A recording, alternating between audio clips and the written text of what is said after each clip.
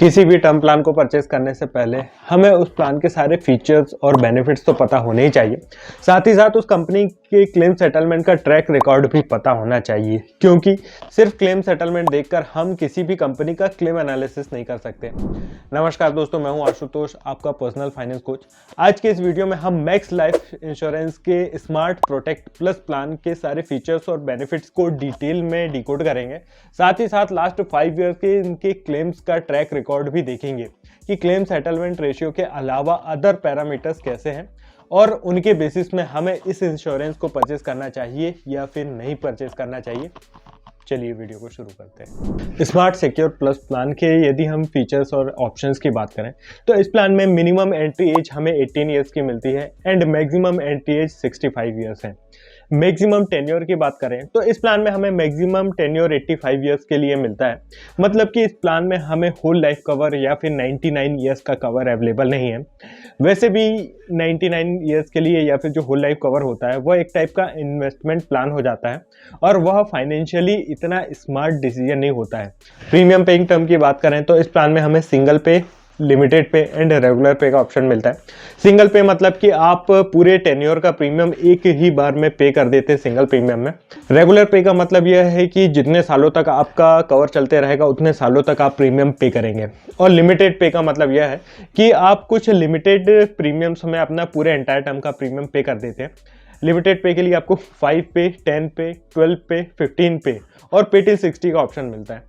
तो यदि आपको लगता है कि आपकी जो अर्निंग है 60 ईयर्स तक ही रहने वाली है तो आप पे टिल 60 का ऑप्शन भी सेलेक्ट कर सकते हैं। डेथ बेनिफिट के पे आउट के लिए हमें दो ऑप्शंस मिलते हैं। एक तो हमारा जो नॉर्मल डेथ कवर होता है वही होता है और एक ऑप्शन और हमें मिलता है इंक्रीजिंग लाइफ कवर का।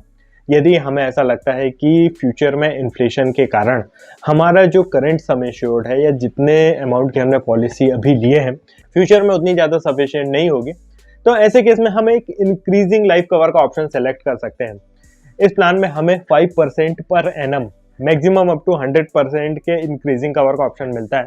मतलब यदि हमने 1 करोड़ की पॉलिसी लिए हैं तो वो हर साल 5% तक बढ़ते हुए अगले 20 सालों में 2 करोड़ की हो जाएगी। यह एक बहुत ही अच्छा ऑप्शन है यदि हम इन्फ्लेशन को काउंटर करना चाहते हैं। दोस्तों, क्लेम्स के पे आउट के लिए हमें 3 ऑप्शन मिलते हैं, lump sum, income and lump sum plus income. Lump sum का मतलब यह है कि जितना भी हमारा सम एश्योर्ड है या फिर जितने भी अमाउंट की हमारी पॉलिसी है, इंश्योर्ड की डेथ हो जाने पर उसके नॉमिनी को पूरा अमाउंट एक बार में ही पेबल रहेगा। दूसरा ऑप्शन है मंथली इनकम का, जिसमें जो भी सम एश्योर्ड है उसको एक साथ पे ना करके नॉमिनी को 10 सालों तक हर महीने एक मंथली इनकम के फॉर्म में प्रोवाइड किया जाता है। दोस्तों, यदि आपको ऐसा लगता है कि आपके जो नॉमिनी है फाइनेंशियली इतने अवेयर नहीं है, इतने लिटरेट नहीं है कि इतने बड़े अमाउंट को खुद से हैंडल कर लें, तो ऐसे में आप इनकम ऑप्शन को सेलेक्ट कर सकते हैं। तीसरा ऑप्शन है लमसम प्लस इनकम का, जिसमें हम ये तो चाहते हैं कि हमारे नॉमिनी को पूरा पैसा एक साथ मिलने की जगह थोड़े थोड़े मंथली इंस्टॉलमेंट्स में मिले, लेकिन वहीं हमारे ऊपर कोई बड़ी लायबिलिटी है, कोई बड़ा लोन चल रहा होता है, तो हम चाहते हैं कि हमारे ना रहते समय में उस लायबिलिटी का जो सेटलमेंट है वह इसी टर्म इंश्योरेंस से हो जाए। तो ऐसे में हम lump sum plus income option select कर सकते हैं, जिसमें जो भी हमारी इमीडिएट लायबिलिटीज़ हैं उतने अमाउंट का हम लमसम में विड्रॉ कर सकते हैं और रिमेनिंग जो अमाउंट है इक्वेटेड मंथली इंस्टॉलमेंट में आपको पेबल रहेगा अगले 10 सालों तक। टर्म इंश्योरेंस लेने के बाद हम में से बहुत सारे लोग ऐसा सोचते हैं कि यदि हमने पॉलिसी टर्म को सरवाइव कर लिया तो फिर ऐसे में हमारा जो पैसा है वह डूब जाएगा, वेस्ट हो जाएगा।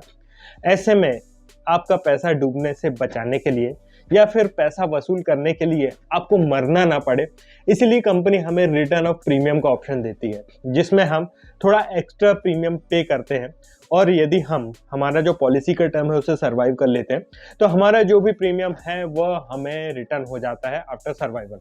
इसके साथ ही हमें इस प्लान में एक और यूनिक फीचर मिलता है स्पेशल एग्जिट वैल्यू का, जिसे आजकल मार्केट में नो कॉस्ट टर्म इंश्योरेंस के नाम से बेचा जा रहा है। इसमें क्या होता है, यदि आपकी पॉलिसी का टेन्योर 40 to 44 ईयर्स है तो ऐसे में आप 25th ईयर में यदि अपनी पॉलिसी को सरेंडर करते हैं और यदि आपके पॉलिसी का टेन्योर 44 ईयर्स से ज़्यादा है तो आप 30th ईयर में अपनी पॉलिसी को सरेंडर कर सकते हैं। ऐसे में आपका जो भी प्रीमियम है वह आपको रिटर्न कर दिया जाएगा।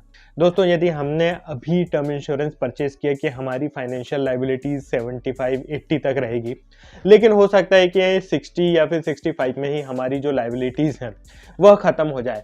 तो ऐसे केस में यदि हमें लगता है कि आगे हमें टर्म इंश्योरेंस की ज़रूरत नहीं है, उसे कंटिन्यू रखना नहीं चाहते हैं, तो हम अपने पॉलिसी के 25th और 30th ईयर में उस पॉलिसी को सरेंडर करके अपना जो प्रीमियम है उसे रिटर्न ले सकते हैं।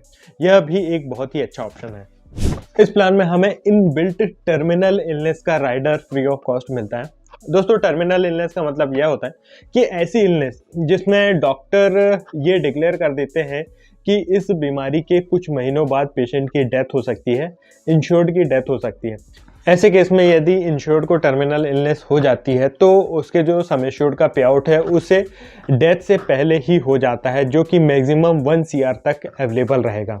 दोस्तों यह जो पे आउट है आपको सेपरेट नहीं होता है, बल्कि आपका जो सम एश्योर्ड है उसमें से 1 CR या फिर 1 करोड़ रुपए आपको टर्मिनल इलनेस डिटेक्ट होने पर ही मिल जाता है। एक बात याद रखने लायक है कि यह टर्मिनल इलनेस का बेनिफिट है, क्रिटिकल इलनेस का नहीं। टर्मिनल इलनेस का मतलब ही यही होता है कि कुछ महीनों बाद जो इंश्योर्ड है उसकी डेथ हो जाएगी, और ऐसा डॉक्टर्स ने ही डिक्लेयर किया है, जो कि बहुत मुश्किल होता है ऐसे में इस बेनिफिट का यूज़ कर पाना, क्योंकि कोई भी डॉक्टर ये डिक्लेयर कर देगी किसी पेशेंट की इतने महीनों बाद डेथ हो जाए, ये बहुत मुश्किल है। दोस्तों कोविड के समय में हमने देखा था कि लॉकडाउन्स के कारण बहुत सारे लोगों की अर्निंग बंद हो गई थी, सैलरीज आना, बिजनेसेस बंद हो गए थे। ऐसे में प्रीमियम्स पे करना या फिर EMI पे करना बहुत मुश्किल हो गया था। इसी कंडीशन को देखते हुए कंपनी ने हमें एक बहुत ही अच्छा बेनिफिट दिया है प्रीमियम ब्रेक का। यह एक पेड बेनिफिट है, मतलब कि आपको इसके लिए अलग से प्रीमियम पे करना पड़ेगा। यदि इस बेनिफिट को आप अपने पॉलिसी के साथ में लेते हैं तो आपको अपने पूरे एंटायर पॉलिसी टर्म में 2 बार तक एक साल के लिए अपने पॉलिसी का प्रीमियम स्किप कर सकते हैं। दोस्तों यह जो बेनिफिट है पहले 10 सालों के लिए अवेलेबल नहीं रहेगा, मतलब 10 साल के बाद आप 1 साल की जो पॉलिसी प्रीमियम है स्किप कर सकते हैं, और अगेन 10 सालों के वेटिंग पीरियड के बाद अगेन एक बार फिर से आप अपने जो पॉलिसी की प्रीमियम है 1 साल के लिए स्किप कर सकते हैं।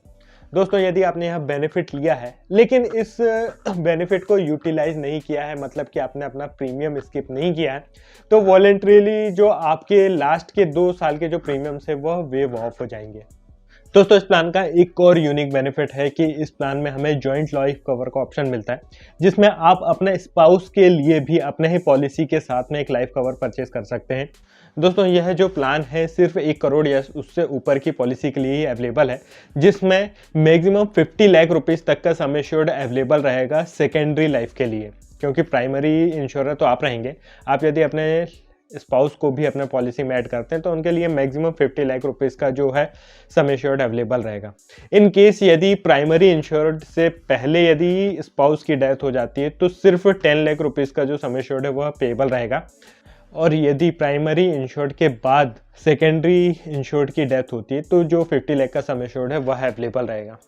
दोस्तों सेकेंडरी लाइफ के लिए मैक्सिमम 85 ईयर्स तक के लिए ही कवरेज अवेलेबल है। 85 ईयर्स के बाद ऑटोमेटिक जो है वह पॉलिसी टर्मिनेट हो जाएगी यदि सेकेंडरी लाइफ इंश्योर जो है वह 85 की एज को सर्वाइव कर जाते हैं तो। दोस्तों कई बार ऐसा होता है कि हम अपने कैरियर के अर्ली अर्निंग स्टेज में रहते हैं, हमारा जो अर्निंग है उतना हाई नहीं होता है, ऐसे में हम एक बड़े सम एश्योर्ड की पॉलिसी नहीं ले पाते हैं। लेकिन जैसे जैसे फ्यूचर में हमारी अर्निंग और फाइनेंशियल लाइबिलिटीज़ बढ़ती हैं तब फिर हमें अलग से एक सेपरेट पॉलिसी लेना पड़ता है अपनी टर्म इंश्योरेंस की रिक्वायरमेंट को कंप्लीट करने के लिए।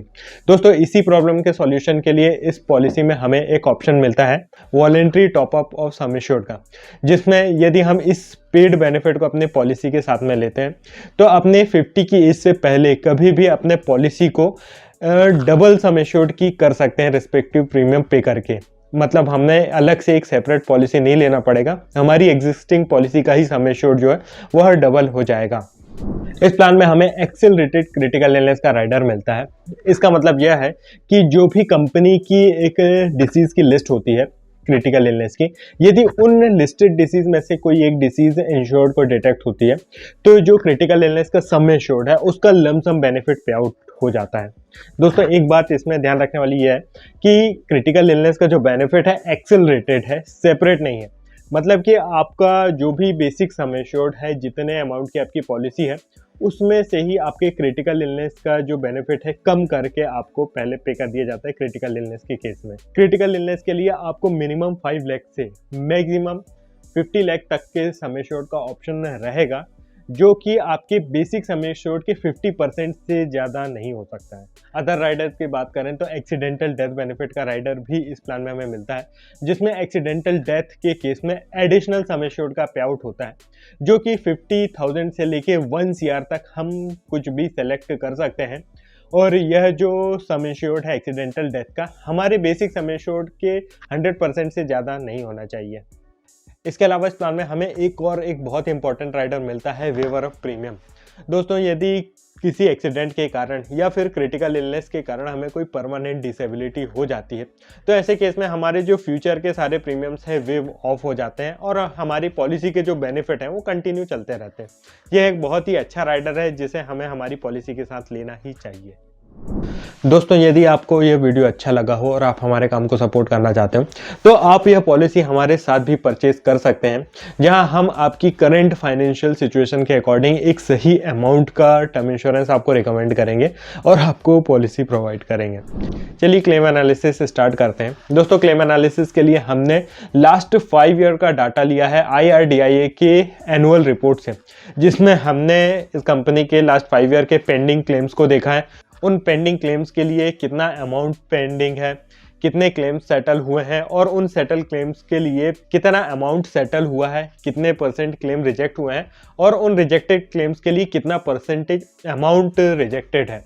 और इनका हम एवरेज निकाल के एनालाइज करेंगे कि इस प्लान को हमें परचेज करना चाहिए या फिर नहीं करना चाहिए।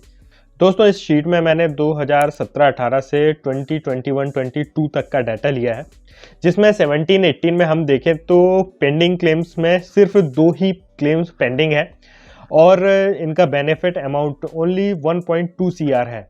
क्लेम सेटलमेंट रेशियो 98.26% है, जिसके लिए 95.26% के जो क्लेम्स है वह पेड हुए हैं। रिप्यूडिएटेड या फिर रिजेक्टेड क्लेम्स की बात करें तो 1.72% क्लेम्स रिप्यूडिएटेड हैं, जिनके लिए 4.47% का जो अमाउंट है वह रिजेक्ट हुआ है। 18-19 के लिए सिर्फ 3 क्लेम्स पेंडिंग है, जिसका कि अमाउंट 0.33% है। क्लेम सेटलमेंट रेशियो 98.74% है और अमाउंट सेटलमेंट रेशियो 94.33% है। मतलब 98.74% क्लेम्स तो पेड हुए हैं, लेकिन उन 98.74% क्लेम्स के लिए सिर्फ 94.33% का अमाउंट जो है पे हुआ है। 1.24% क्लेम्स रिजेक्ट हुए हैं, जिसके लिए 5.34% का जो क्लेम है वह रिजेक्ट हुआ है। 19-20 के लिए सिर्फ एक पॉलिसी पेंडिंग है। 99.22% का क्लेम सेटलमेंट रेशियो है और उस 99.22% के लिए 94.48% का जो अमाउंट है वह सेटल हुआ है। 0.78% क्लेम्स रिजेक्ट हुए हैं और उस 0.78% के लिए 5.52% का जो अमाउंट है वह रिजेक्ट हुआ है। 2020-21 में सिर्फ एक क्लेम पेंडिंग है और क्लेम सेटलमेंट रेशियो 99.35% है, जिसके लिए 95.42% का अमाउंट सेटल हुआ है। 0.64% क्लेम्स रिप्यूडिएटेड है, जिसके लिए 4.53% का जो क्लेम है वह रिजेक्ट हुआ है। 2021-22 में कोई भी क्लेम पेंडिंग नहीं है। 99.34% का जो क्लेम सेटलमेंट रेशियो है और अमाउंट सेटलमेंट रेशियो 96.71% का है। 0.66% क्लेम्स रिजेक्ट हुए हैं, जिसके लिए 3.29% का जो अमाउंट है वह रिजेक्ट हुआ है। तो दोस्तों, हम देख सकते हैं कि कोविड के समय में भी, जिस समय बहुत ज़्यादा एक्सेसिव क्लेम है, उस समय भी इस कंपनी ने क्लेम सेटलमेंट रेशियो भी अच्छा मेंटेन किया और साथ ही अमाउंट सेटलमेंट रेशियो भी अच्छा मेंटेन किया है। यदि हम 5 साल का एवरेज निकालें तो ऑन एन एवरेज सिर्फ 1.4% क्लेम्स पेंडिंग है, जो कि बहुत ही नॉमिनल है। 0.13% का अमाउंट पेंडिंग है। एवरेज 98.9% का क्लेम सेटलमेंट रेशियो है, जैसे हम 99% भी समझ सकते हैं। ऑन एन एवरेज 95.24% का जो अमाउंट है वह सेटल हुआ है। मतलब यदि 1 करोड़ का क्लेम आया है तो 95 लाख तक का जो क्लेम है वह सेटल हुआ है। एवरेज 1% क्लेम रिजेक्ट हुए हैं, जिसके लिए 4.63% का जो अमाउंट है वह रिजेक्ट हुआ है। तो दोस्तों इस एनालिसिस से एक चीज़ हम देख सकते हैं कि भले ही 99% क्लेम्स जो हैं सेटल हुए हों, लेकिन जो अमाउंट है वह सिर्फ 95% ही सेटल हुआ है। इसीलिए सिर्फ क्लेम सेटलमेंट रेशियो देखकर हम किसी भी कंपनी का एनालिसिस नहीं कर सकते हैं। तो यदि हम इस कंपनी को देखें तो क्लेम सेटलमेंट रेशियो भी 99% का है, ऑलमोस्ट एवरेज, और जो अमाउंट सेटलमेंट रेशियो है वह भी नियरली 95% है। दोस्तों यदि किसी कंपनी का अमाउंट सेटलमेंट रेशियो 90 से ऊपर है तो हम उसे एक अच्छा साइन मानते हैं और उस कंपनी का जो है पॉलिसी हम परचेज कर सकते हैं।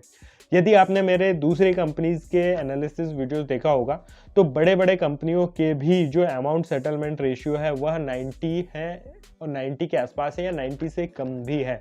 यदि हम इसे उन कंपनियों से कंपेयर करें तो इसका जो क्लेम सेटलमेंट रेशियो या फिर अमाउंट सेटलमेंट रेशियो बहुत ही अच्छा है और हम इस कंक्लूजन में पहुंच सकते हैं कि इस कंपनी का जो है क्लेम सेटलमेंट का सर्विस बहुत ही अच्छा है और हम इस पॉलिसी को बाय कर सकते हैं। दोस्तों मैं फिर से रिपीट करूंगा, यदि आप इस प्लान को बाय करना चाहते हैं तो आप हमारे थ्रू भी बाय कर सकते हैं, जिसमें हम आपकी करंट फाइनेंशियल सिचुएशन के अकॉर्डिंग आपको सही प्रोडक्ट आपको रिकमेंड करेंगे।